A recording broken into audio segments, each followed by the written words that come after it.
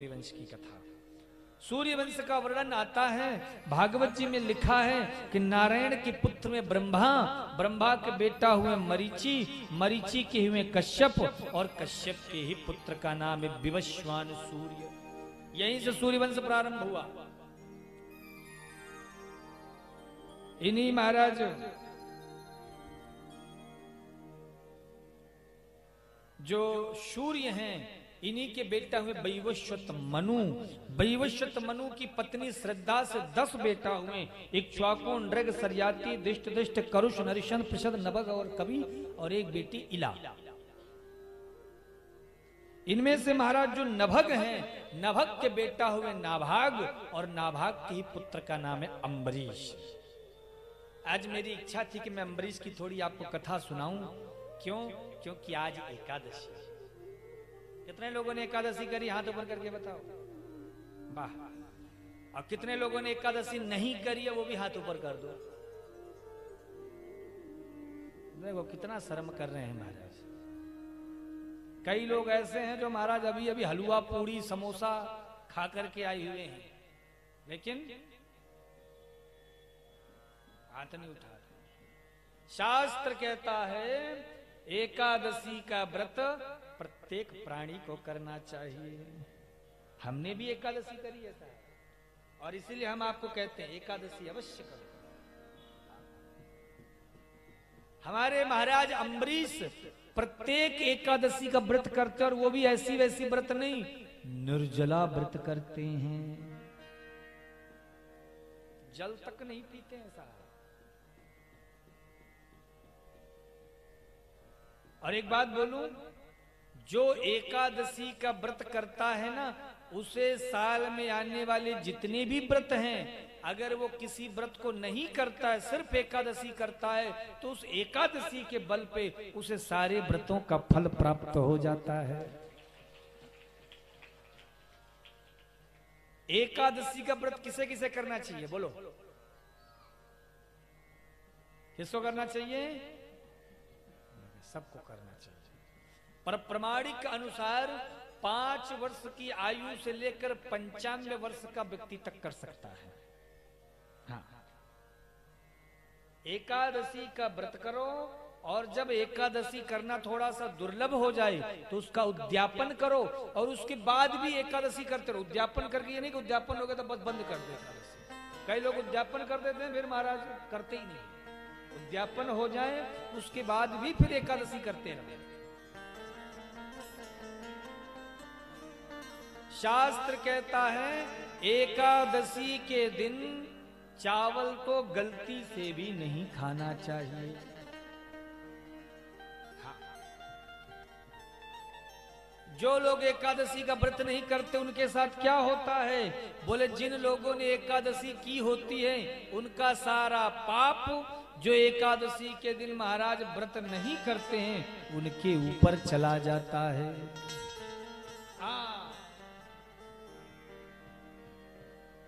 इसलिए अगर व्रत करो तो बड़ी अच्छी बात है, अगर नहीं करते हो तो चावल का निषेध अवश्य। यहां तक कि शास्त्र कहता है एकादशी के दिन तो भगवान जी में भी चावल नहीं चढ़ाना चाहिए। केवल पूरे भारत में एक ही ऐसा स्थान है, एक या 2 स्थान है जहां पे एकादशी के दिन चावल खाया जा सकता है या भगवान को चढ़ाया जा सकता है। एक है जगन्नाथपुरी। जगन्नाथ धाम गए हो? कौन कौन गया जगन्नाथपुरी? अच्छा, सभी हो गए हैं, वाह। कहते हैं जगन्नाथ के भात जगत पसारे हाथ। भगवान जगन्नाथ प्रभु बड़े प्रेम से भात ग्रहण करते हैं। वहां एकादशी महारानी उल्टी महाराज सिर के बल बैठी है।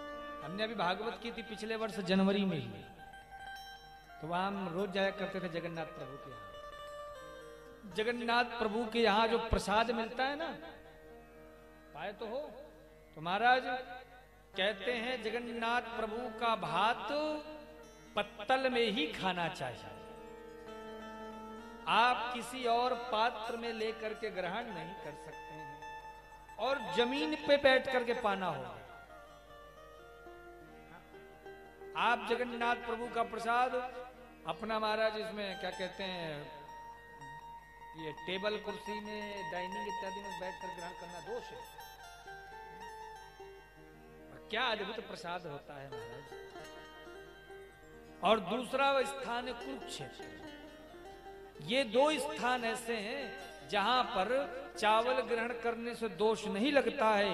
इसके सिवाय आप पूरे भारत में कहीं भी हो, अगर आप एकादशी के दिन चावल स्पर्श करते हो तो भारी पाप लगता है।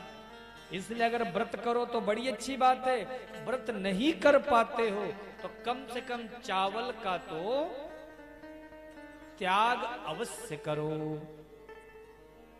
तो इसीलिए प्रयास करो कि एकादशी का व्रत सब करें। जो जो नहीं करते हैं वो भी इस कथा से संकल्प लेकर जाएं कि महाराज अब तक नहीं करी सो नहीं करी। सुंदर माघ का महीना चल रहा है। और एक बात बोले, दो एकादशी बड़ी श्रेष्ठ मानी गई है, एक कार्तिक की और एक माघ की। तो यह दो एकादशी बड़ी श्रेष्ठ और बड़ी पवित्र होती है। तो महाराज इन दो एकादशी को व्रत धारण करने के लिए सबसे श्रेष्ठ माना गया है। तो प्रयास होना चाहिए कि हर व्यक्ति एकादशी का व्रत करे। तो अगर नहीं करता तो इसी एकादशी से उठा लो। कल मेरे पास कुछ भक्त आए थे, कह रहे थे गुरुजी हमको नाम मंत्र लेना है। हमने कहा अगर नाम मंत्र लेना है, दीक्षा लेनी है तो कल एकादशी है, कल दे देंगे। तो बोले गुरुजी सुबह का तो स्कूल का समय हो जाता है, धर्म पत्नी को सुबह 6 साढ़े 6 बजे से स्कूल इत्यादि जाने पड़ जाते हैं। मैंने कहा कल व्रत करो और कथा के बाद फिर हम आपको दे देंगे। तो महाराज आज वो सज्जन व्रत किए, तो व्रत धारण अवश्य करो। इसी बहाने कम से कम एकादशी भी हो जाएगी और उस एकादशी को जीवन में भी अपना लेना चाहिए। बोलो राधे राधे। तो एकादशी का व्रत सब करो। अम्बरीश जी प्रत्येक एकादशी को व्रत करते हैं और द्वादशी को पारण करते हैं। एक दिन की घटना, ऋषि दुर्वासा जी आ गए द्वादशी के दिन। कभी कभी क्या होता है, एकादशी लगती है तो एकादशी का व्रत उन्होंने भी किया था। तो बोले सुनो, हम स्नान करके आते हैं सरयू से, दोनों साथ में पारण करेंगे। तो कई बार क्या होता है, एकादशी तो रहती है, फिर उसके बाद द्वादशी लगती, और द्वादशी कुछ ही टाइम के लिए होती, फिर त्रयोदशी लग जाती। तब द्वादशी को पारण हो जाना चाहिए, तो व्रत खंडित। अब क्या करें महाराज अम्बरीश, संत को जिमाए बगैर खुद भोजन करेंगे तो दोष लगेगा, तो बड़े परेशान हैं। अम्बरीश का जीवन केवल भजन में रहा है साहब। सवई मनः कृष्ण पदारविंदयो वचांसि वैकुंठ गुणान वर्णन करौ हरेर मंदिर मार्जना दिशु श्रुतिम चकाराच्युत सत्कथोदय। न राज्य की चिंता, न परिवार की चिंता, बस केवल ठाकुर जी की सेवा। अब कुछ ब्राह्मणों ने कहा काम करो, आपका व्रत तो निर्जला रहता है, थोड़ा सा जल पी लो। तो जैसे जल पीने लगे सोई दुर्वासा जी आ गए और नाराज हो गए, तुमने हमारा अपमान किया है। तो एक जटा उखाड़ी जमीन पे फेंक दी। वह जटा से कृत्या एक राक्षसी उत्पन्न भई और वह राक्षसी मारने को भागी। अजय मारने को दौड़ी। अम्बरीश डरा नहीं, हाथ जोड़कर कहा यदि मैंने अपराध किया है, मुझसे गलती हुई है, तो बिल्कुल मुझे मार दिया जाए। और जैसे ही कहा साहब सत्य कह रहा हूं, तुरंत भगवान श्री हरि का सुदर्शन चक्र प्रकट हो जाता है। बोलो सुदर्शन चक्रधारी नारायण की। उसने कृत्या को तो भस्म किया, उल्टा दुर्वासा जी के पीछे लगा। अब आगे दुर्वासा जी भगे, पीछे पीछे सुदर्शन आ रहा है। भागते भागते ब्रह्मा जी के पास गए, पिताजी रक्षा करो। बोले किससे? सुदर्शन से। बोले जाओ यहां से। शंकर जी के पास गए, बाबा रक्षा करो। किससे? बोले सुदर्शन से। बोले जिसका सुदर्शन उसी के पास जाओ। नारायण के पास गए, प्रभु रक्षा करो। बोले आई एम हेल्पलेस, मैं कोई मदद नहीं कर सकता हूं। क्यों? क्योंकि तुमने भक्त का अपमान किया है, इसलिए वही अम्बरीश के पास जाओ, क्योंकि मैं भी स्वतंत्र नहीं हूं।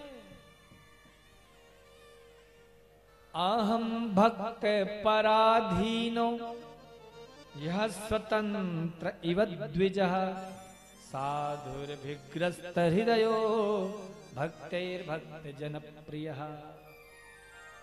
तब अम्बरीश जी भक्त राज अम्बरीश के पास गए। अम्बरीश ने ज्यों देखा महाराज पधारे हैं, तुरंत सुदर्शन के सामने आकर उपस्थित हो गए और सुदर्शन शांत हो गया। भगवान ने भगवान दुर्वासा का सेवा करी, आरती उतारी और कहा आओ महाराज प्रसाद पाओ। दुर्वासा जी के तो नेत्रों से अश्रु प्रवाहित हो गए कि जिसको मैंने मारने का प्रयास किया उसी ने मेरी प्राण रक्षा की और खूब सारा आशीर्वाद देके चले। तो ऐसी है एकादशी के व्रत करने वालों की महिमा। इसीलिए एकादशी का व्रत संपूर्ण प्राणी मात्र को करना चाहिए। आगे कथा कहती